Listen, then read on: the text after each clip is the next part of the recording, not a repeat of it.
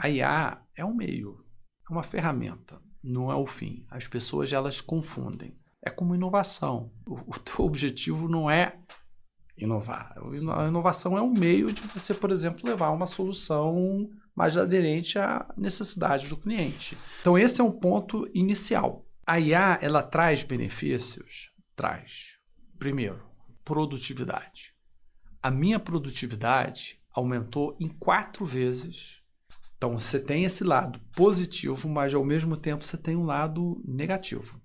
Você aumentou a produtividade, então você vai conseguir ter mais...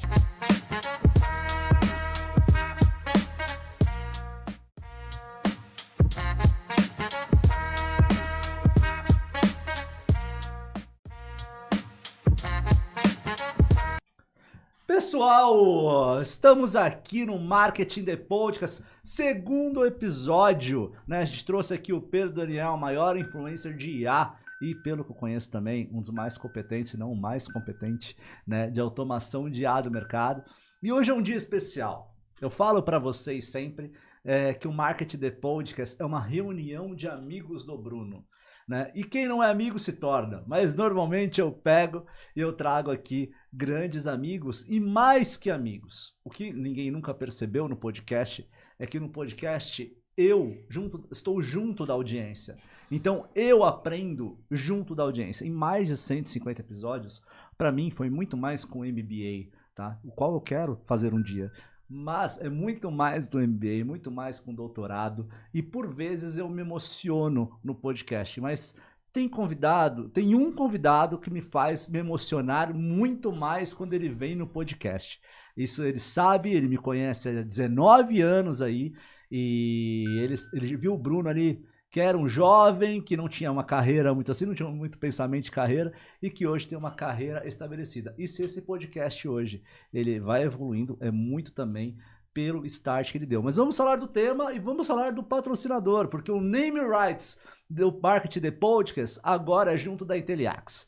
Então a gente vai falar um pouquinho aqui do Marketing The Podcast por Inteliax, que está junto da gente no Marketing The Podcast, está fazendo isso ser real, tá ajudando a gente a esse episódio ir ao ar. E o que é a Inteliax? Do meu grande amigo André, né, que já trabalhamos juntos, ele sabe como eu trabalho e tudo mais, e agora tá apostando aqui no Marketing The Podcast, e a gente tem o prazer de ter a Inteliax junto, porque é algo que a gente acredita e defende. Eu, como comunicador, quase 10 anos de comunicação, já passei por várias automações, e eu não vi nenhuma como a Inteliax que mexe com a questão de omnichannel e não multicanal, né? Porque são duas coisas diferentes. Omnichannel, você tem uma memória do cliente, você faz uma hiperpersonalização e um atendimento muito melhor dentro de uma plataforma que centraliza dados, né? E hoje a gente tem um engenheiro aqui. O Bruno não é bom com números, já falei que chutei a matemática 300 vezes aqui no podcast. Sempre falei isso, mas temos um engenheiro. Então qualquer coisa que o Bruno vai falar hoje, ele vai tomar muito cuidado. Então aqui a gente vai falar de cultura, liderança e transformação. E ninguém menos que vem aqui do que o meu mentor de carreira, a pessoa que eu mais admiro dentro da área corporativa, a pessoa que fez o Bruno aqui com 19 para 20 anos chorar quando saiu da empresa onde ele trabalhava. Luiz Escavarda, CEO da Yuma SA, e eu faço questão de ler aqui cada palavra sobre a carreira dele, sobre quem é Luiz Escavarda antes dele mesmo falar. Luiz Escavarda é CEO e partner da Yuma SA, plataforma de transformação de capital humano que converte pessoas e cultura em vantagem competitiva sustentável. Engenheiro pela PUC-Rio, mestre pelo King's College London e com passagem por MIT e IMD, Luiz acumula mais de 30 anos liderando organizações complexas em energia, mineração, bens de consumo e impacto social, com passagens por Shell, Whirlpool, Vale e como CEO da Fundação Renova, um dos maiores programas de reparação socioambiental do Brasil. Olha o nível desse profissional que a gente tem aqui. Um líder que conhece transformação de dentro para fora e que mudou a minha carreira. Luiz Escavarda, seja bem-vindo ao Marketing The Podcast por Inteliax. Bruno, eu que agradeço, é uma honra, um privilégio estar mais uma vez aqui, não é a minha primeira vez, a gente estava até conversando antes aqui da gravação e falando da nossa jornada, né? Você falou de amigos, a gente tem aqueles amigos que a gente tem e que conheceu a pessoa há pouco tempo, e tem aqueles que são amigos de vida, no nosso caso, 19 anos de vida. E para resumir um pouquinho do Scar, né? Ele trouxe aí uma série de informações. Eu diria que quem é o Scar? É um aprendiz. Eu sou um aprendiz da vida, das pessoas, e ao mesmo tempo um apaixonado por viver. Quero viver bem, quero viver feliz, junto com as pessoas, né, que estão ao meu lado. Eu procuro sempre me cercar de pessoas muito queridas como você, Bruno. Que faz parte dessa jornada. A gente se conheceu há 19 anos. Nesse período eu troquei diversas empresas, né? Hoje eu estou na Human, e em todas as empresas a gente conseguiu manter as interações de trabalhos em comum, né? Quer dizer, isso mostra que a jornada ela vai muito além, a gente vai falar um pouco sobre isso, do que uma situação, do que uma empresa é uma sequência de diversos fatos. E você faz parte disso. Poxa, gente, eu vou acabar chorando no episódio, então eu sinto muito, tá? Scar, tem uma coisa que você fala muito, mas uma coisa que eu sempre senti com a sua liderança, chamada felicidade. Com o passar do tempo, eu fui sentindo um pouquinho que o mercado começou a profissionalizar a felicidade e dar valor à felicidade na sua produção, né, no dia a dia. E eu vejo que muita gente faz isso, outras dizem que fazem, outras são totalmente contra porque acham que é besteira, né? Mas eu posso falar, a época que eu mais performei foram épocas que eu estava feliz, e eu lembro com muito carinho da época que você era meu gestor, né? Porque não acreditem, gente, que um bom gestor só passa a mão na sua cabeça, muito pelo contrário. Vou contar aqui uma história brevemente, que uma vez eu menti, com medo de perder o trabalho, o Scar me ligou e falou: é o seguinte, eu vou te ajudar, mas nunca mais minta pra mim. Então, assim, no final das contas, ele falou ali, ele tava puxando a minha orelha com muito carinho. E pra mim a formação foi fundamental, mas também foi com muita educação e muito carinho. E isso foi pra mim muito importante. Mas eu era muito feliz dessa forma, né? Trabalhando com você, eu aprendia muito, você valorizava muito. E eu sinto que hoje no mercado falta isso, Scar. Por que falta isso? Porque as empresas demoraram para entender que felicidade estava junto de produtividade. Eu acho que existe uma visão muito restrita, né? Limitada com relação à felicidade, né? Uma visão de que a felicidade é algo muito soft. Verdade, felicidade é hard. A felicidade, quando a gente olha o mundo corporativo, por exemplo, é consequência de um sistema de gestão. Eu falo muito, é uma consequência de uma arquitetura. Então, isso tudo passa, por exemplo, por cultura. Sim. Então, essa mudança hoje está sendo identificado. Quer dizer, quando a gente fala por que levar, por que criar um ambiente onde as pessoas possam ser felizes, não é simplesmente para as pessoas estarem sorridentes, de chegar em casa alegres e leves, soltas. Não é apenas. Todos os estudos indicam de que a felicidade traz o quê? Um ambiente mais produtivo. Traz resultado. Existe uma aderência, né? Uma correlação entre a felicidade, o ambiente de trabalho, a cultura e o resultado financeiro de uma empresa. Sim. Então essa é uma mudança que hoje, com dados, fatos, estatísticas, as empresas começam a olhar de forma diferente. E diversas organizações implementam, inclusive, programas de felicidade. A gente tem organizações que têm até uma diretoria específica para essa temática. E longe de dizer que é uma diretoria ou é uma estrutura para fazer as pessoas sorrirem. Não. De novo, é um sistema, é uma arquitetura.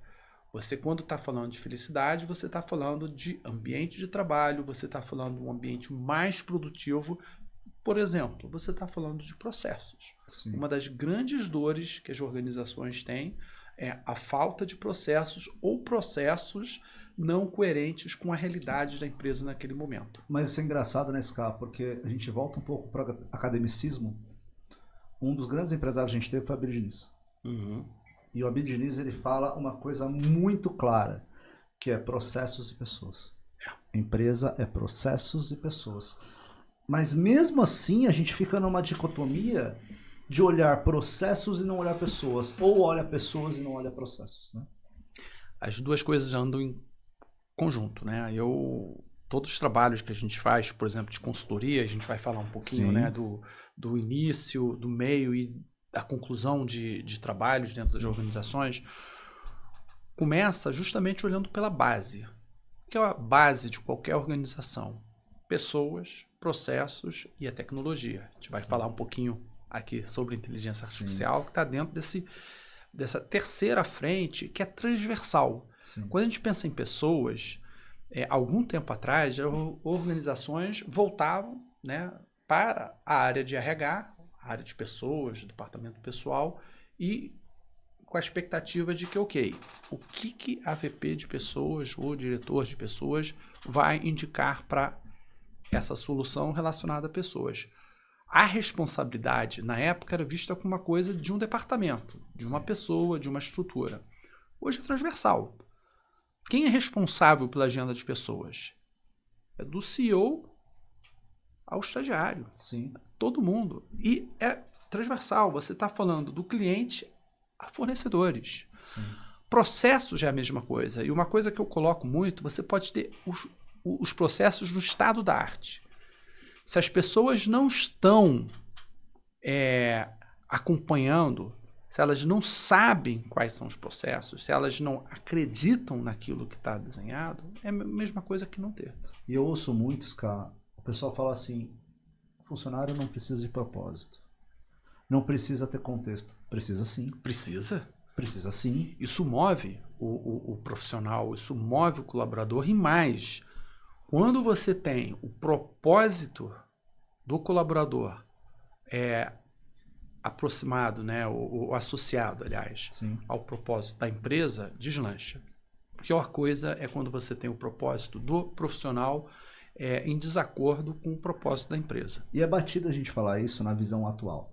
Mas é fundamental, isso está em qualquer cartilha de empresa que acabou de abrir, que é missão, visão e valores, né?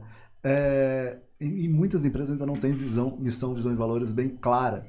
E aí tem a questão de cultura. Muita gente fala de cultura, Scar. Muita gente fala de cultura.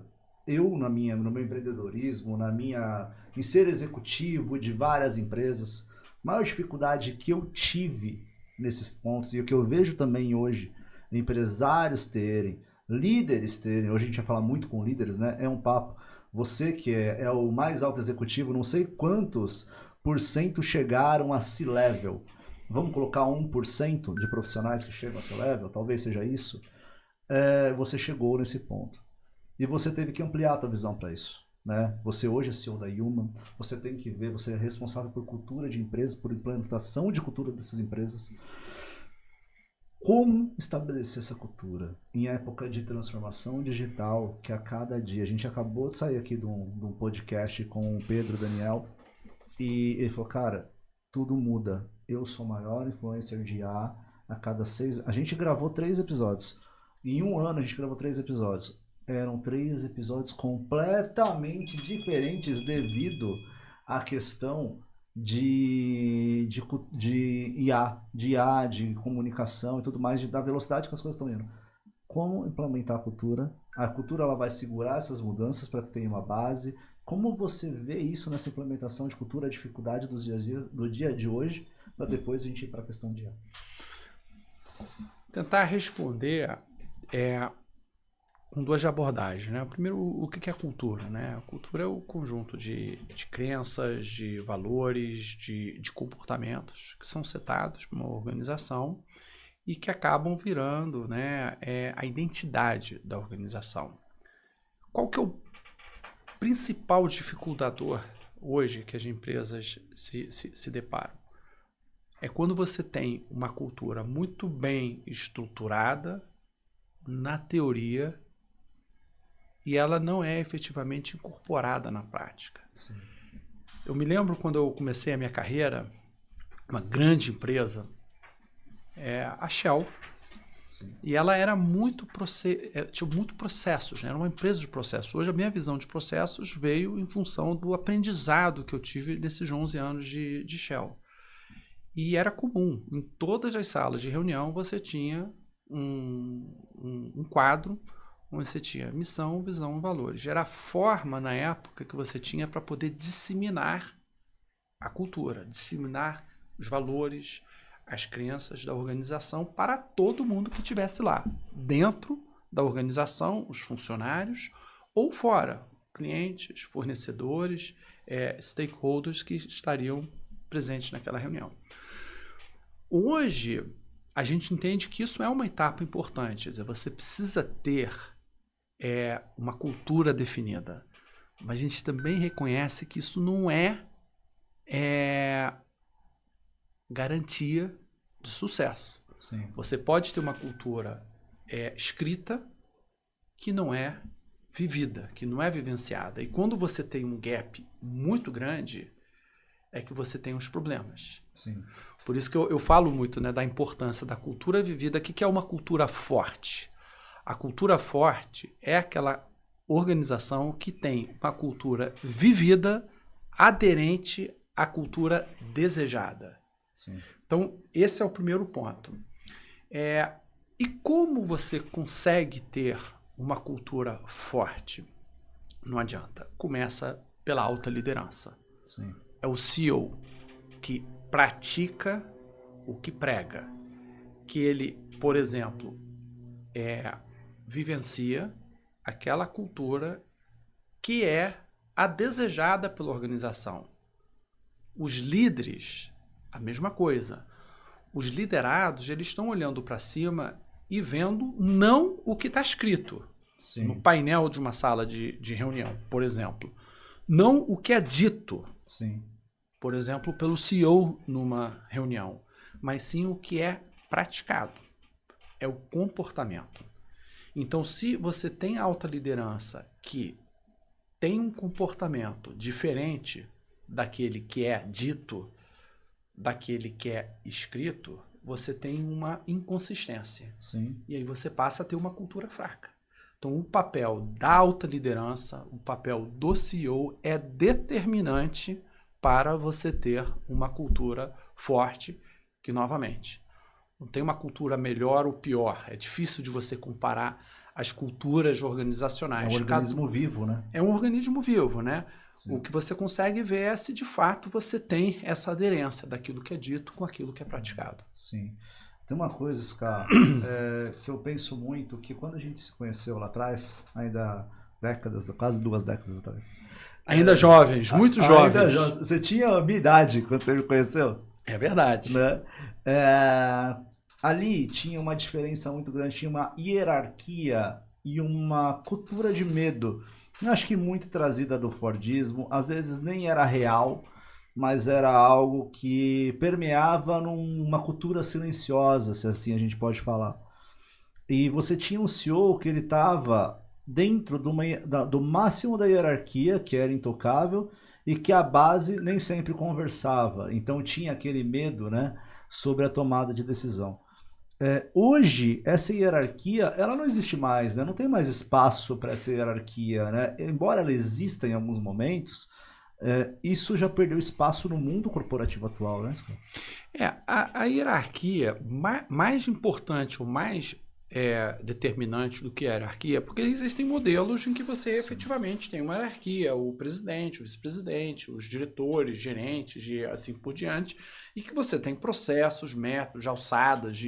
A hierarquia é uma forma de gestão. Mais importante do que a forma, e você trouxe um pouco a questão por trás, é se de fato você tem uma cultura onde as pessoas possam ser quem elas sejam de verdade, né? Onde elas, por exemplo, possam colocar aquilo que elas pensam sem medo. A cultura do medo é um dos maiores problemas que hoje as organizações têm. A cultura do medo leva aos acidentes, leva à perda de produtividade, leva ao burnout, leva a uma série de problemas que a gente hoje vê muitas organizações passando.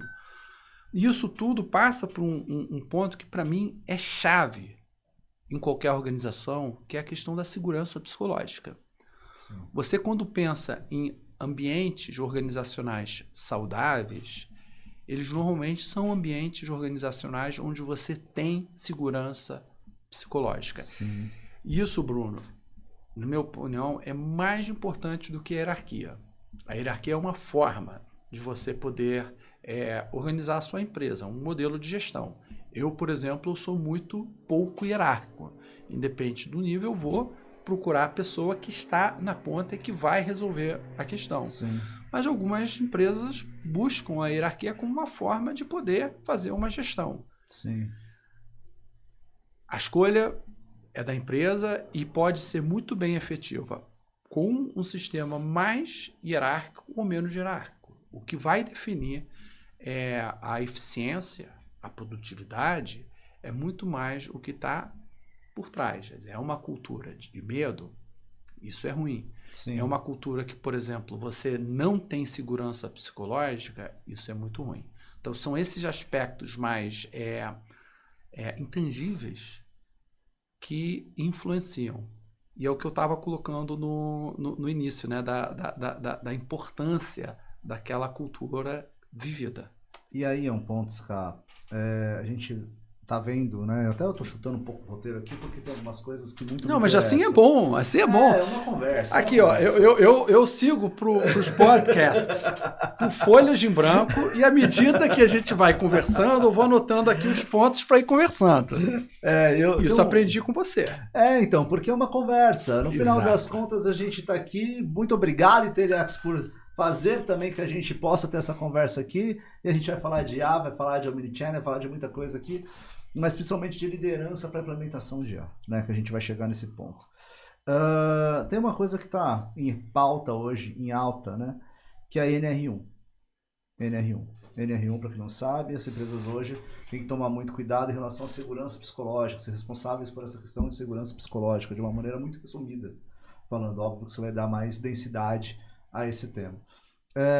Quando a gente fala isso, as empresas do Brasil, ou até fora mesmo, estão preparadas para isso? Elas estão cada vez mais procurando se adequar, elas estão sendo adaptadas a isso, elas estão conseguindo entender qual que é a maior resistência, maiores erros que você vê? Bom, primeiro vou voltar um pouco atrás, a norma regulamentadora 1, ela é utilizada como base para que você possa efetivamente ter, né, a descrição das condições de trabalho dos profissionais, adequadas dos profissionais. E dentro dessa evolução, isso vai também associado com a realidade organizacional. Algum tempo atrás, no final da década de 70, na década de 80, 90, quando a gente falava de saúde, era muito vinculado à saúde física, ao acidente físico de trabalho. Hoje, e isso teve um papel muito importante da pandemia, começa a se falar também não só da saúde física, mas da saúde mental. E a NR1 ela foi se adequando à realidade do mundo corporativo. Não é que não existisse problema de saúde mental antes, sempre existiu. Sim. Só que você não tinha a maturidade organizacional, a maturidade dos líderes, dos liderados, de trazer essa questão e colocar na mesa. Se a pessoa tivesse um burnout, isso sempre existiu, apenas em 2022 foi criado o CID, ou seja, é uma doença, o burnout. Antes disso, já existia, mas a resposta das organizações, inclusive dos colaboradores, era a pessoa não aguentou a pressão. Sim. Então, o problema era da pessoa, tanto que muitas não contavam, não traziam os problemas. E aí você vê o quê? A incidência é maior de acidentes. Sim. Quando a gente vê hoje o aumento, quer dizer, o que teve nesse movimento da NR1 foi trazer a corresponsabilidade das empresas com a questão do ambiente de trabalho mais saudável e corresponsabilidade. É muito difícil você vincular, por exemplo, o burnout 100% a uma empresa. Sim. A empresa. o burnout, normalmente, ele tem como origem vários fatores, né? Sim. É multifatorial, onde passa tanto para o aspecto pessoal, como também pelo aspecto corporativo. Sim. Então, como separar isso? É muito difícil. Por isso que o que está se colocando agora é a corresponsabilidade da empresa. As empresas elas têm o que fazer? Tem.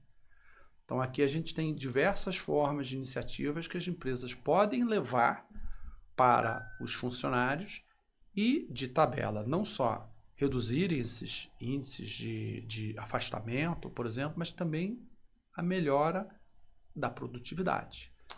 E aí, Ska?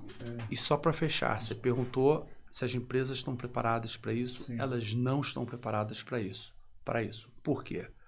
Porque quem são as empresas, né? As empresas não são um CNPJ. Sim. São pessoas. As pessoas hoje não estão preparadas para isso. Então, isso passa por uma etapa muito importante de conscientização, principalmente de todos, claro, mas principalmente da alta liderança. Você sabe uma coisa, Ska, que cabe muito à luz a gente trazer? Obviamente, eu sempre busco muito minhas experiências com você, né? Pela minha inspiração na tua liderança. Mas é muito curioso para mim você falar isso, porque foi muitos podem olhar e falar assim, pô, o Ska tá falando isso porque hoje ele é seu da Yuma e tudo mais. Eu posso validar que não é assim.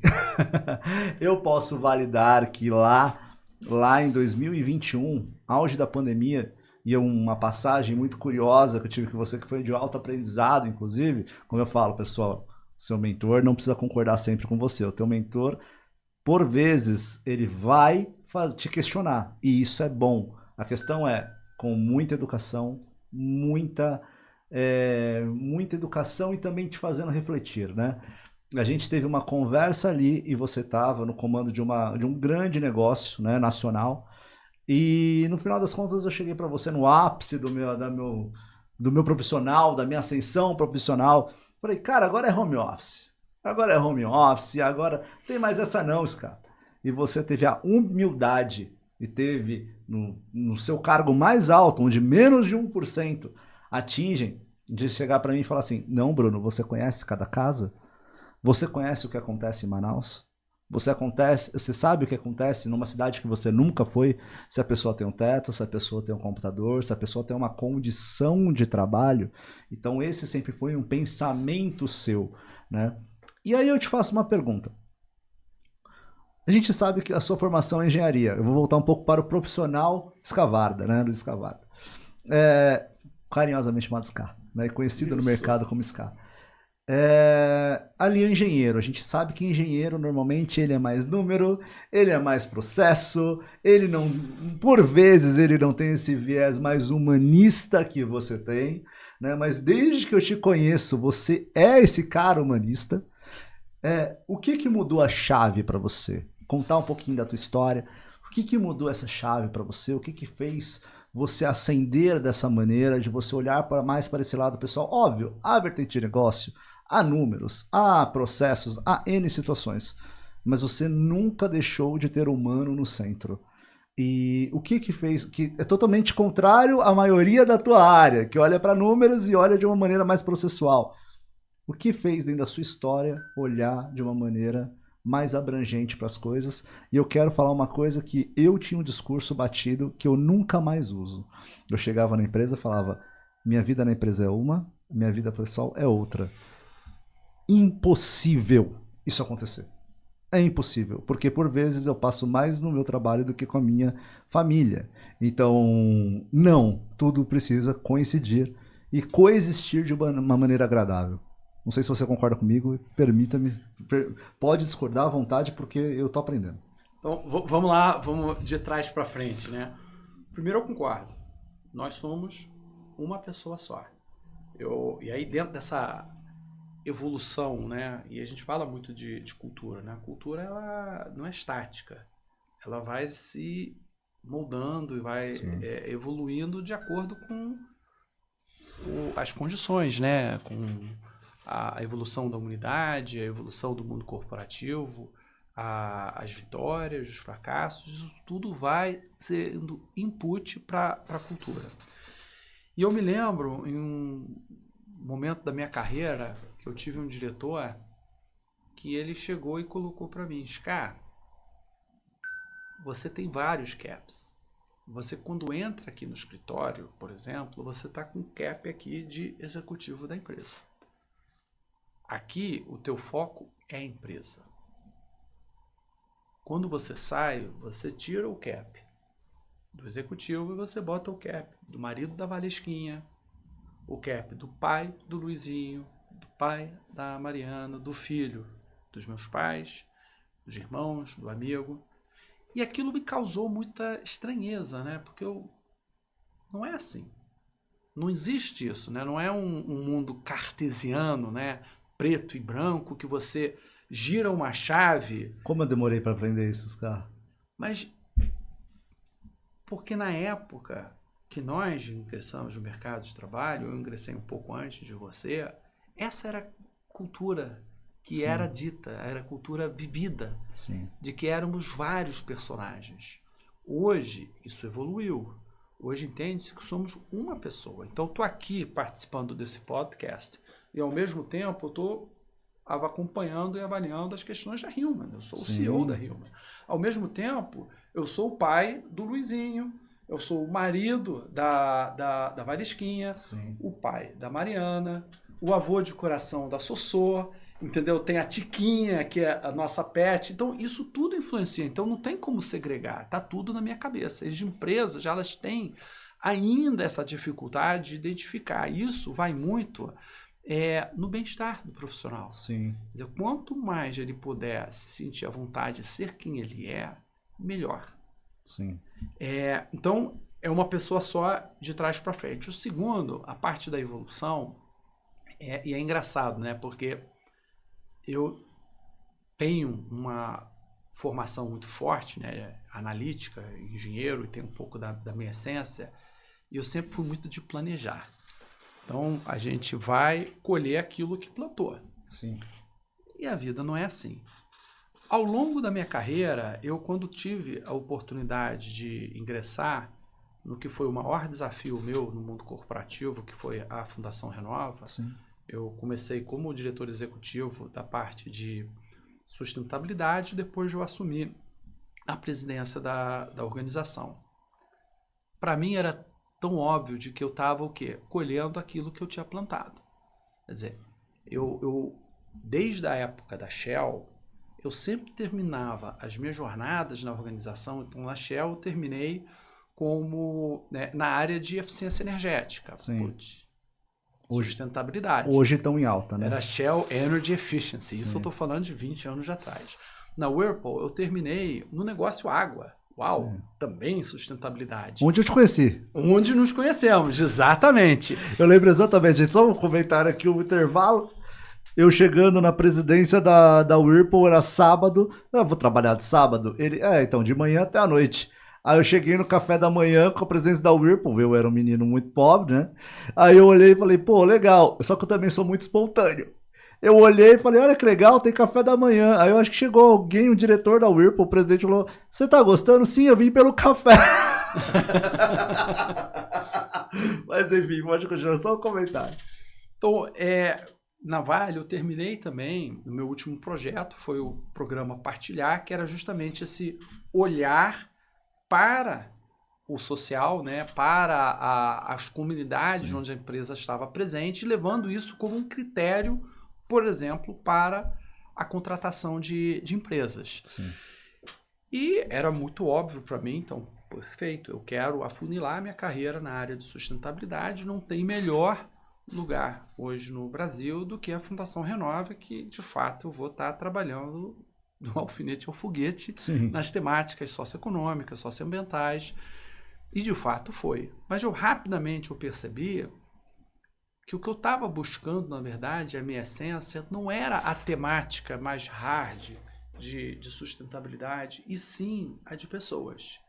E eu comecei a fazer a releitura da minha carreira, né? Eu, até aquele momento, já tinha quase ido para RH diversas vezes em várias empresas. E por onde eu passei, eu sempre era visto como um gestor, não um gestor paternalista, mas um gestor que desenvolvia as pessoas. Sim. Que era muito próximo à equipe, muito próximo às pessoas. Eu sempre acreditei nos trabalhos baseados na construção coletiva. Sim. E eu fui dentro da Fundação Renova vendo essa importância, vendo a relevância do cuidado com as pessoas. Sim. E aprendendo muito na prática de que quando você tem uma pessoa bem consigo mesmo, bem na organização, você tem a produtividade. Era um período que já se discutia a questão da saúde mental, pós ou ainda no período de pandemia, se eu estou falando de janeiro de 21, eu comecei a ter um outro olhar e eu busquei na academia cursos, especializações de pós-graduações nessa temática. E num primeiro momento, olhando para mim, como pessoa, eu queria buscar um equilíbrio maior entre a pressão do dia a dia com uma leveza, né, para poder gerenciar melhor as coisas, né, ter essa tranquilidade. E num segundo momento, eu rapidamente percebi que isso era uma baita alavanca para mim como líder. E depois, uma baita alavanca para as organizações. Muito do que eu aprendi na academia, eu acabei fazendo uma pós-graduação em medicina no Einstein. Sim. Então, o pessoal me coloca muito como engenheiro da saúde, então sou engenheiro de formação, mas eu tenho essa visão, né, da parte de saúde, a preocupação que isso tem, né, tanto da saúde mental como a saúde física nas pessoas e nas organizações.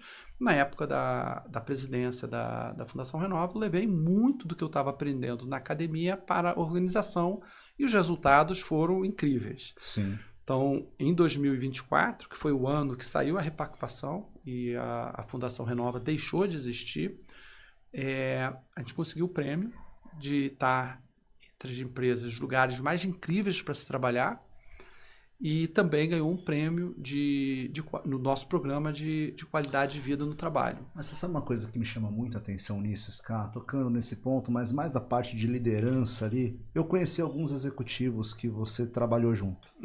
Né? Um abraço pro Diego aqui, que se tornou um amigo, uma pessoa maravilhosa, por sinal.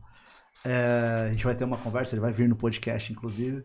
Boa! Me reuni com ele algumas vezes, é uma energia contagiante que ele muito tem. Conteúdo. Muito conteúdo. Uma pessoa hiper ali competente, que sabe o que está falando. É um outro aprendizado que eu tenho. Ele pegou assim, ele me chamou e falou, cara, preciso aprender marketing e tal. Ele pegou um caderninho e falou, você tá louco? Porque eu que tenho que aprender com você para ser o melhor executivo, né? E, cara, mas eu vejo que todo mundo que eu... eu posso falar com o melhor, são 19 anos, né? 19 anos acompanhando. Toda equipe que você tem, você se cerca de boas pessoas. Você se cerca de boas pessoas, não só bons profissionais, mas boas pessoas, boas energias, pessoas do bem. E isso foi um aprendizado para mim a minha vida toda. Porque para mim, eu também preciso estar com pessoas boas na sua essência. Só competência não basta. Ser bom realmente em relação à pessoa. Como você vê isso?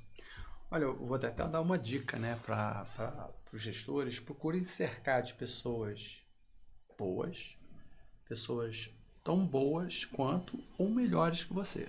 Sim. Eu sempre procurei ter times fortes, sempre procurei trazer pessoas melhores do que eu. Você ganha com isso. Sim. Você cresce com isso. Quando você tem uma estrutura onde você aprende, você ganha. Sim. Então, esse é o primeiro ponto. Eu tenho vários exemplos. Quanto eu aprendi com você? Você fala, o Ska, meu mentor. Você tem a história quando o mentor vira mentir e aprende, né, com o que era o mentir. Eu aprendi muita coisa com você. A própria questão aqui, por exemplo, de participar de podcasts, de participar de eventos, de apresentações, você tem uma marca muito relevante nessa minha jornada. Aqui é um exemplo, né? A gente já fez muito vários Fico muito podcasts juntos e muita coisa que eu aprendi com você. Quantas portas você me abriu. Outro exemplo que eu gostaria de corroborar com isso é o caso do Alberto. Alberto Corsias. Um avião. Avião. Um querido, por sinal, também. O Alberto, para vocês que não sabem, é hoje meu sócio na Human SA. Ele é o fundador da Human SA e foi meu trainee na Vale. Sim. E eu coloco muito isso, né, de que na época, ele diz quanto ele aprendeu comigo, mas eu vou dizer para ele quanto eu aprendi com ele nessa troca. Quer dizer, volta naquela questão, não é uma questão de hierarquia, você vai aprender com os mais velhos ou os mais experientes. Você vai aprender sempre com o diferente, você vai aprender sempre na situação e com os outros. Sempre tem oportunidade para aprender. Sim. E hoje eu me coloco, né, tô como o CEO da Human, mas ao mesmo tempo eu sou o trainee do Alberto. Quer dizer, ele foi o meu trainee há muitos anos atrás e hoje é o contrário. Quer dizer, quando a gente olha a questão do empreendedorismo, e eu estou hoje aprendendo, né, a ser empreendedor, eu tenho o Alberto como o meu mentor. Como eu tenho você, Bruno, como meu mentor em diversas temáticas, né? A parte de inteligência artificial, que a gente vai falar aqui, na parte de marketing. Isso é muito bacana. Eu quero te contar, assim, se a gente conversa com o Alberto, pessoal, e o Alberto vai vir aqui, porque ele vai ser convidado novamente para vir aqui, ele fala exatamente a mesma coisa que eu. Ambos temos admiração pelo seu trabalho e quem dera, o Alberto falaria a mesma coisa que eu, tivesse o mesmo conhecimento que você, porque você é a base nossa, executiva, né? E eu vou te dar um exemplo. Você falou uma coisa aqui que eu até anotei. Tem algumas coisas, eu acho que eu abri agora várias abas do Chrome na minha cabeça. E o roteiro da entrevista já foi pro saco. Já foi pro saco. Então, assim, a hora que eu pego, que eu olho aqui, que a gente ia falar de liderança, humanismo e vai, né? Porque hoje, em época de IAs, cara, tem uma coisa que a gente falou muito aqui no último episódio, e que eu mais falo, eu não consigo fazer um episódio sem falar de IA, hoje em dia. E eu vejo que a maior procura do público é IA. Mas a gente já vai para isso. Eu vou dar uma de João Kleber aqui, pessoal. Para. Mas assim, eu preciso mostrar, e aí fica aqui um propósito meu. Eu caí 2 vezes com burnout. Uma vez eu caí numa mesa e eu tive vários problemas, inclusive cognitivos, durante um tempo. Ainda sinto um pouquinho dessa situação. E também tive problemas físicos devido ao burnout, né? E uma vez, devido ao burnout, eu comecei a falar enrolado, quase tive um AVC, tive um problema muito grande sobre isso, que foi a hora que eu decidi que eu precisava parar naquela consequência aí que eu estava. E aí eu lembro de uma coisa que você falou, não é só 100% da empresa a responsabilidade. E eu sou a prova disso, eu posso te falar que realmente não é 100% da empresa a responsabilidade, porque eu também estava com N problemas na minha vida pessoal, os quais não vêm ao caso. Mas quando a gente fala disso, muito do que eu vi de pesquisas de burnout está muito atrelado a valores. Você está numa empresa onde os seus valores estão sendo feridos. Você não está de acordo com os valores que você acredita, né? Não vou falar a empresa, é uma empresa que eu passei e não está no meu LinkedIn, tá, pessoal? Então, assim, é uma empresa que eu passei onde um profissional chegou para mim e falou, olha, eu vou te contratar, mas a minha contratação para você vai ser em você derrubar tal pessoa. Eu precisava do emprego e eu aceitei esse emprego na minha jovialidade. Só que isso fere meu valor. Isso fere meu valor. Isso é lá anos 2010, por aí vai. Isso fere meu valor. Passou 2 meses, eu falei, o que vale mais? Eu ganhar mais ou eu seguir o meu valor? Eu segui meu valor. Eu lembro exatamente, foi muito engraçado. Eu sentei com o meu chefe não era brasileiro, e ele vinha a cada 3 meses, né? Eu sentei com ele, conversei, ele falou, cara, e aí? Quando que você vai assumir o lugar da pessoa e passar a perna nessa pessoa? Porque a pessoa era uma pessoa muito competente, inclusive com ela que eu comecei a lidar com marketing, né? Eu falei, olha, eu vou seguir aqui o que eu acredito, tá?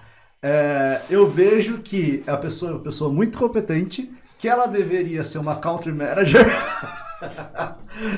da empresa e eu não chego aos pés. Então, assim, sendo bem honesto, eu não vou fazer isso, não.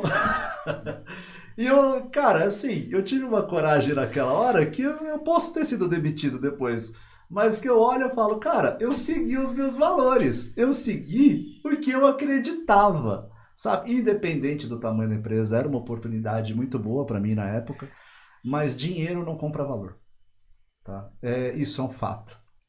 E é uma coisa que a gente aprende na vida. Só que quando você fere os seus valores para você trabalhar, você está numa empresa que fere os seus valores, está ferindo a sua vida pessoal. E eu vi numa pesquisa que justamente muito dos burnouts tem a ver com isso. Queria que você dissesse um pouquinho sobre. Eu vou começar primeiro com um ponto que você trouxe. A gente estava falando da NR1, da corresponsabilidade. Um dos problemas, isso é fato, né? Não tem como a empresa ser 100% responsável por burnout. O indivíduo tem um papel muito importante e começa com a parte dos limites. Muitas vezes o indivíduo ele vai além do seu limite e às vezes é porque ele não conhece o limite. Então, o primeiro ponto que eu vou colocar aqui é a importância do autoconhecimento. Você saber quais são as suas fortalezas, quais são as suas deficiências. Isso parece óbvio, mas fato, né? Infelizmente, muitas vezes o óbvio não é dito, muitas vezes o óbvio não é colocado na mesa, né? É tão banal que as pessoas passam por cima. Então, autoconhecimento é chave para que a pessoa consiga entender os seus limites e coloque os seus limites. A gente olha muitas vezes os acidentes, as causas dos acidentes. Todas as empresas que eu trabalhei, 100% de acidentes fatais eram evitáveis. E quando você olha, é uma soma de fatores humanos, onde as pessoas, ou pela soberba, ou pela cultura do medo, não colocavam os seus limites ou não conheciam os seus limites. Então isso é muito importante. Você veio falando da parte de valores. Eu não estou aqui para julgar se uma empresa tem melhor valor ou valores do que outras empresas, né? Mas quanto mais próximo você como indivíduo, você estava citando o teu exemplo, né? Quando você tem os seus valores associados ou aderentes aos valores da empresa, aí sim você tem um contrato psicológico que vai funcionar. Sim. Quando você tem valores que não estão associados aos valores da empresa, aí você passa a ter problemas. E muitas vezes, né, aí a gente volta naquele tema, né? Você é uma pessoa só. Então, não tem, eu na empresa eu vou seguir esses valores, em casa eu vou seguir esses. Não, é o mesmo. Por mais que você tente, a tua essência vai ser os valores que você tem na essência, os de casa, por exemplo, que você vai levar para as empresas. Então, a gente tem um exemplo clássico do compliance. Hoje você vai nas empresas, as pessoas não, você tem que fazer aquilo que está demandado, que está escrito, vamos seguir os processos, seguir aquilo que é o correto. O mesmo executivo que fala isso, muitas vezes, por exemplo, ao buscar os filhos na escola, para em fila dupla. Sim. Não, é muito rapidinho, não porque é o meu filho. Você já tem uma incompatibilidade. Sim. Quer dizer, qual é o valor efetivo? E aí a gente volta para a questão da cultura. O que ele está praticando ali não é o que ele está dizendo. Sim. Então você tem um gap muito grande. Então, quanto maior, quanto mais aderente for aquilo que você acredita, aí no caso que você citou, os valores, com aquilo que a empresa acredita, melhor vai ser a fórmula, né, digamos assim, do sucesso de longo prazo da relação funcionário-empresa e vice-versa. Eu quero te dizer que essa tomada de decisão minha foi muito baseado no que eu falei no começo, que você me ensinou sobre mentira. Ali eu me baseei muito em o que eu aprendi, quem que é o profissional que eu mais respeito no mercado, é o Scar. O que ele faria? Faria o certo. Então, justamente eu me guiei por isso. Eu falo, cara, emprego arranjo outro, meu valor é meu valor. Sabe? E tem uma coisa, Scar, que a gente tem mais duas perguntas aqui, mas eu não posso deixá-las de fazer. Uma delas é sobre IA, tá? A gente está na IA e, no final das contas, a cada 6 meses acontece uma mudança, às vezes até 3 meses, 2 meses, já vi questão de uma semana. A gente está numa era onde é difícil acompanhar. O próprio Pedro Daniel, que estava aqui com a gente, ele falou, cara, é difícil acompanhar. Eu que tenho, né, meus acordos com a Meta, tenho meus acordos ali com patrocinado pelo OpenAI, por aí vai, é muito difícil para mim acompanhar. Imagina isso para o corporativo, né? Fazendo um paralelo com isso, tem um executivo, amigo meu, que falou, cara, eu tenho aqui, hoje eu consegui economizar tantos por cento com as IAs trabalhando juntas, com os agentes trabalhando juntos. E isso está mudando o mercado.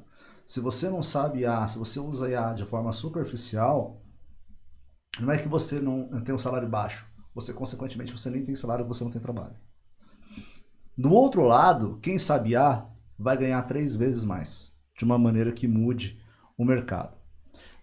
Não vou entrar em tecnicidades de IA aqui, eu vejo que claramente tem aqui uma lacuna muito grande, um precipício aqui, que é o mercado de trabalho. A gente vai ter aí uma alta de desemprego, e não por não ter emprego, mas por uma necessidade de educação corporativa voltada à aplicação de IA e aprendizado. Ou seja, eu acho que nesse ponto eu nem estou falando de IA. Eu estou falando de educação, de liderança e de implementação, de forma de pensar e de treinamento.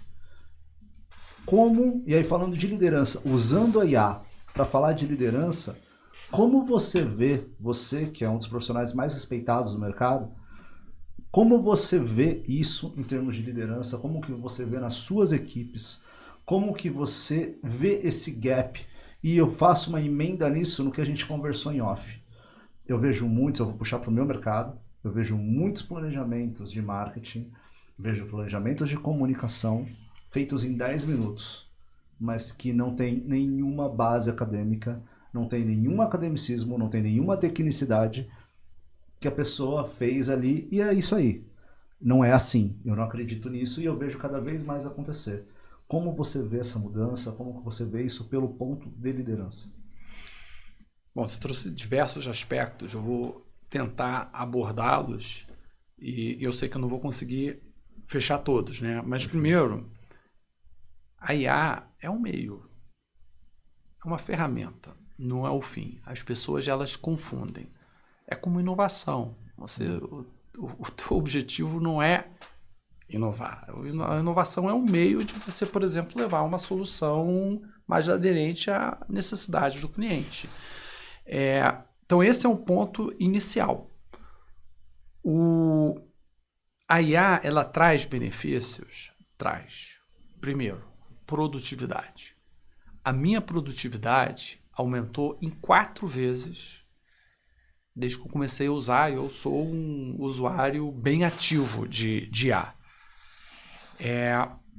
Então você tem esse lado positivo, mas ao mesmo tempo você tem um lado negativo. Porque o que normalmente se pensa, né? Você aumentou a produtividade, então você vai conseguir ter mais tempo para, por exemplo, descansar. Na verdade, o teu tempo, a tua carga horária, esse é um problema porque você não acaba fazendo esse balanço, ela continua igual. Só que ela passa a ser mais intensa. Então você começa a usar mais o cérebro, você começa a ter mais acesso à informação, você produz mais, trabalha mais não. Em termos de carga horária, são poucas as pessoas que com IA conseguem reduzir. Algumas até aumentam a carga, né? Porque olha a produtividade. Que a ideia errada de home office, desculpa te interromper, a ideia errada de home office você trabalha menos, não é real. Não é real. E aí eu posso até falar vários outros aspectos da importância que o home office morreu. Por exemplo, o deslocamento de casa para o trabalho e do trabalho para casa é super saudável. É o momento de desconexão, que é importante. Sim. Que aí, voltando na parte do IA, você começa a ter um problema grande da estafa mental.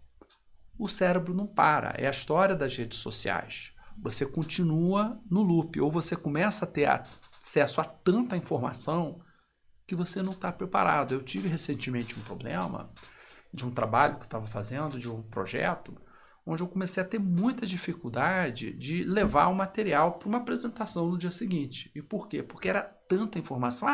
Usa o Claude, usa... É tanta coisa. E o IA não adianta, né? É o meio. Eu quero preparar para a apresentação de amanhã. Joga todas as informações e prepara. Aí tem um ponto que você trouxe, o conhecimento. A responsabilidade é sua. Você tem que avaliar o que efetivamente é importante para levar e o que você não vai levar. Sim. Como você vai dar o seu rosto à apresentação. Então você tem todo um aspecto que não é IA que vai responder. Aí ela vai te passar as informações que você pedir, né? Me lembro na época que eu era estagiário, né? E você tinha o Excel, que era a revolução das planilhas, de nossa, todo estagiário tem que saber trabalhar com Excel. Isso eu estou falando há mais de 30 anos atrás. Era aquela questão básica, né? Shit in, shit out. Então a IA é isso. Se você não sabe perguntar, se você não sabe analisar, interpretar, não vai ajudar de nada.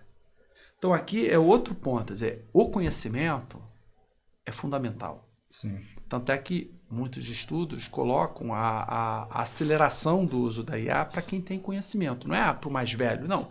Para quem tem o conhecimento daquele tema. E aí sim, a IA vem para o quê? Para acelerar. E aquela questão de, os empregos já acabaram. Não, na verdade, a chegada da IA é uma nova revolução. Sim. Social, cultural, tecnológica, humana, é uma nova revolução e a gente já viveu isso várias vezes no passado, a própria Revolução Industrial. Sim. Então, fato, a forma de trabalhar vai mudar. Já mudou completamente.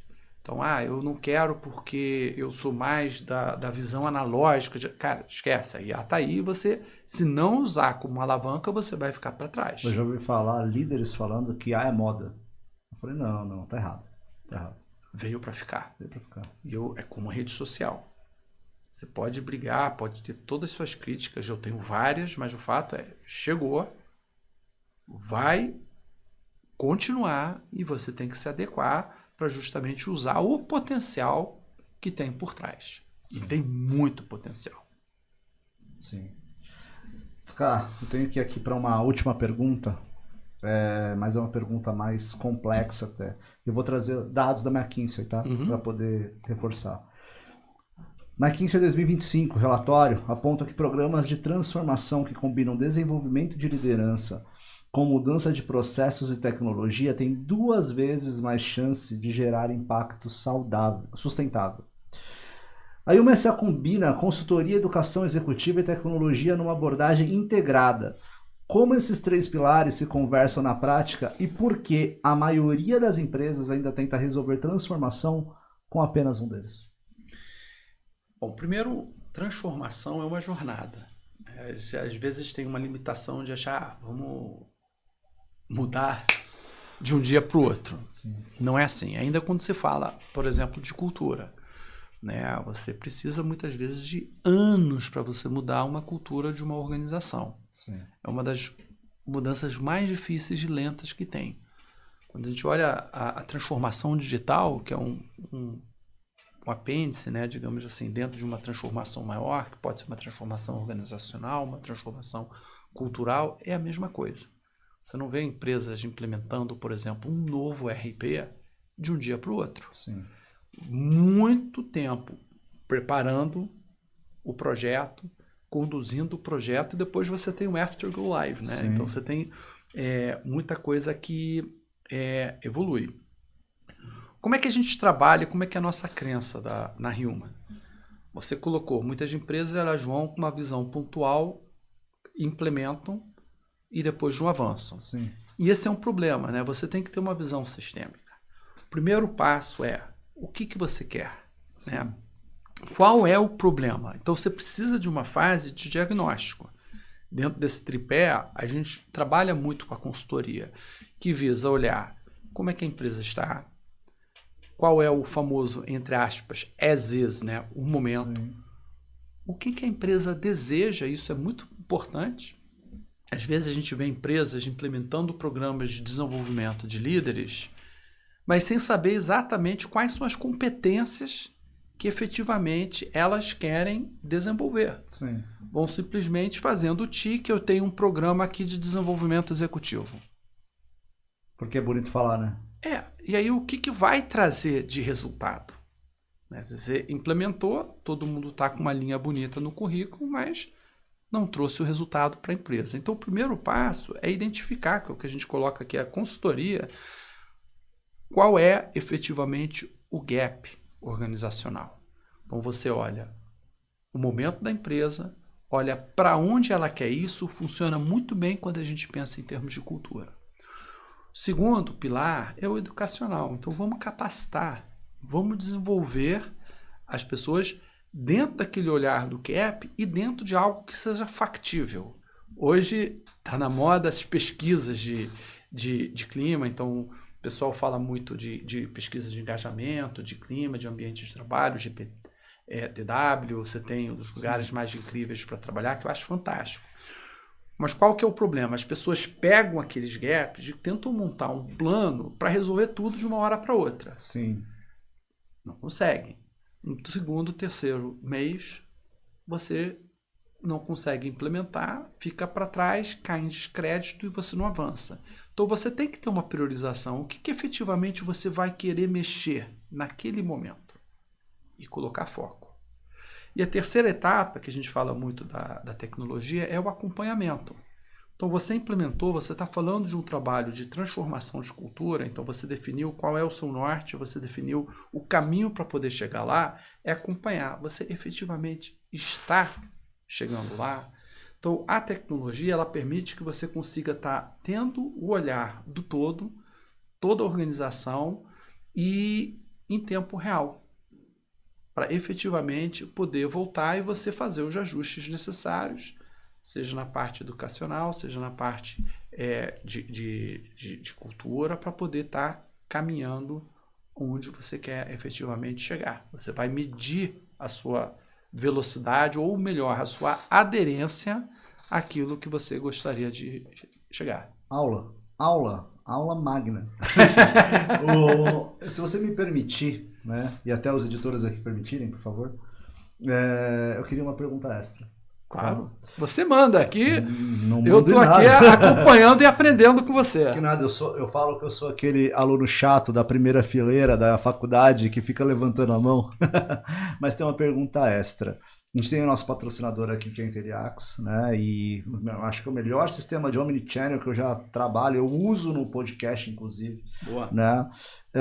E aí tem um ponto que eu acho muito importante do que você falou sobre cultura. Normalmente, quando eu converso sobre cultura e tudo mais, e tem uma implementação do Interiax nas empresas, pequenas, médias, grandes, né? Que é importante ter essa implementação para que tenha também uma centralização de dados, uma centralização de comunicação. Cultura, na cabeça do PME, é para empresa grande. Aí eu te pergunto, cultura, implementação de cultura, é só para o grandes, cara? É para todos. Se é para todos, quais são 3 conselhos que você daria para uma empresa pequena, média, poder implementar cultura na tua empresa? Bom, o primeiro passo, a cultura ela é consequência da estratégia. Então, qualquer que seja o tamanho da empresa, do nível de maturidade da empresa, do seu tempo de existência, você tem que ter um norte. Quem define esse norte é a estratégia. A cultura ela serve para quê? Para alavancar. Então esse é o primeiro ponto. Segundo ponto é ter muito claro quais são os elementos desejados para a cultura. Quais são os seus valores, a gente falou um pouco sobre isso. Quais são as crenças, os comportamentos que você gostaria que fossem vivenciados. Sim. E o terceiro ponto, que é o que eu coloco, né, da cultura viva, é garantir que sejam efetivamente praticados, para você não ter um gap. E se de fato você mediu e percebeu o gap, trazer formas para que você possa aumentar a aderência entre a cultura vivida com aquela cultura desejada ou esperada. A audiência vai adorar esse episódio, eu tenho certeza aí que a gente vai usar muito, vários cortes, tem muita coisa para falar sobre isso. A gente tem que encerrar, mas eu vou te falar a consideração final do Bruno para poder te passar a consideração final, né? A sua consideração final. Eu sempre saio de episódios com você de 100%, 150% de mais conhecimento. Eu já disse há muito tempo que eu chuto a matemática aqui no podcast. Então, acho que 333% que eu aprendi com você e tenho certeza que a audiência está junto comigo, porque eu estou sentado na cadeira de um doutorado com um professor aqui, com toda a nossa audiência. Tenho certeza disso e, poxa, foi muito bacana. Muito obrigado por você ceder o seu horário aqui pra gente, o seu espaço na agenda. Uma vez, talvez eu nunca tenha te falado isso, porque também são coisas que aconteciam, era o chão de fábrica que a gente ouvia, né? Uma vez eu fui falar com você, um cara que eu gostava muito, muito inteligente inclusive, que te admirava muito. Ele chegou para mim e falou, você falou comigo, você foi me ensinar a imprimir, né? Eu nunca tive... Gente, eu não tinha computador, eu não sabia em 2006, 2007 imprimir um papel. E o Ska me ligou, tocou na época, tinha telefone, chamava no ramal, outros tempos. Tempo voa. Outros tempos. E aí o Ska falou, cara, eu preciso de algo impresso, tal, não lembro exatamente o que era. E nessa impressão eu falei, cara, deixa comigo. Passou-se 1 hora, nada estava impresso. O Ska foi, ele desceu do executivo e ele foi lá falar comigo e me ensinar a imprimir. Nessa hora que o Ska fez isso, um outro profissional me chamou, fez assim, você sabe quanto que vale a hora dele? Para ele vir aqui e te ensinar a imprimir? Eu falei, cara, não sei, mas eu precisava de ajuda. Então... isso é um líder, tá, pessoal? A liderança hoje em IA, se a gente tem tantas coisas em IA hoje em dia, você precisa ensinar. Se você sabe, mas conhecimento isolado não serve para nada. Conhecimento é bom compartilhado. Os podcasts fazem um papel muito bom nisso. E justamente isso é liderança. É entender hoje a ferramenta que você tem, é você pegar uma Inteliax para você colocar na empresa que você está trabalhando para Omnichannel e explicar Omnichannel para a tua equipe. Explicar o beabá, não morrer com conhecimento. Legal é você fazer com que outros profissionais evoluam. E isso eu aprendi com você. Tá? Então, suas considerações finais, por favor, Ska. Bom, primeiro gostaria de agradecê-lo pela oportunidade de aprender, de trocar as experiências. A gente vai falar um pouco sobre isso no meu fechamento. Agradecer a audiência, né, por estar aqui conosco, acho que já há mais de 1 hora, né, pela paciência. E aqui, eu acho que primeiro começa com a questão de humildade. Acho que nos dias de hoje não tem mais aquele profissional que conhece tudo ou quase tudo. Acho que nesse período de muita mudança, de rápida mudança, de incertezas, você conhece muito de uma temática e muito pouco, né, de outra temática. E aí fortalece o que? Essa troca. Então, quanto mais você conseguir se cercar de pessoas com formações diferentes da sua, com complementariedade de visões, de crenças, eu sou fã da diversidade, melhor. É sair daquela... do pedestal e daquela posição de que, porque eu sou o CEO, eu sei tudo. Esquece. Você é o CEO e você vai aprender com o estagiário. Sim. Você vai aprender com o seu fornecedor, vai aprender com o seu cliente, vai aprender com as outras pessoas. E é uma troca, né? Eu coloquei o caso com você, o caso com o Alberto, onde eu fui num determinado momento numa posição hierárquica acima de vocês, e hoje é o contrário, né? E quanto eu ensinei e quanto eu aprendi. Então, a humildade é chave para você poder se desenvolver, para as organizações seguirem em frente. Vindo para a parte de cultura, é muito importante ter em mente que a cultura é uma estratégia, faz parte da estratégia, né? Que ela não é aquela que é escrita, o que é falado, é aquela que é vivida. E quanto mais aderente for a vivência dessa cultura, né, o que a gente chama de cultura viva, Sim. aquela que é direcionada, aquela que é desejada e que faz parte da estratégia, mais forte é a cultura. Quando a gente fala de uma cultura forte, não é uma cultura melhor ou pior que as outras, é aquela cultura onde você efetivamente tem uma cultura vivida, uma cultura praticada, próxima da desejada, que é um pouco daquele walk the talk. É você efetivamente fazer aquilo que você prega. Sim, e um pouco intencionalidade. Intencionalidade. Saber para onde você está indo, né? Onde você está e para onde você vai. Isso é fundamental. Isso dizia o Sêneca, conselheiro de Nero, então é uma frase mais de 2000 anos, né? Não há bons ventos para quem não sabe para onde ir. Sim. Então você tem que ter um norte. E não necessariamente vai acontecer o planejado. Mas se você não tiver um norte, não tiver um caminho traçado, você vai patinar e vai para qualquer lugar.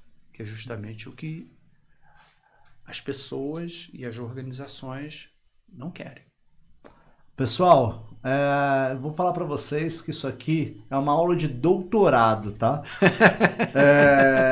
Quero agradecer, vamos encerrar aqui esse episódio, mas a minha cabeça tá uma aba, tá 200 abas travando o computador de Google Chrome, tá? E eu estaria nesse exato momento com o Cloud aberto, tá? Para poder entender várias outras coisas e pesquisar outras coisas, o qual eu vou fazer em determinado momento quando chegar no escritório. Pessoal, obrigado por vocês acompanharem esse episódio. É mais um episódio do Marketing The Podcast por Intelliax, tá? Lembrando que a Intelliax é uma das principais ferramentas, se não a principal ferramenta de Omnichannel. Então, para equipes de marketing, para agência, se você é empresa, seja como for, tem diversos planos. Tem o plano free, tem o plano ali pago que consegue, né, atender em outras demandas, outras features ali também.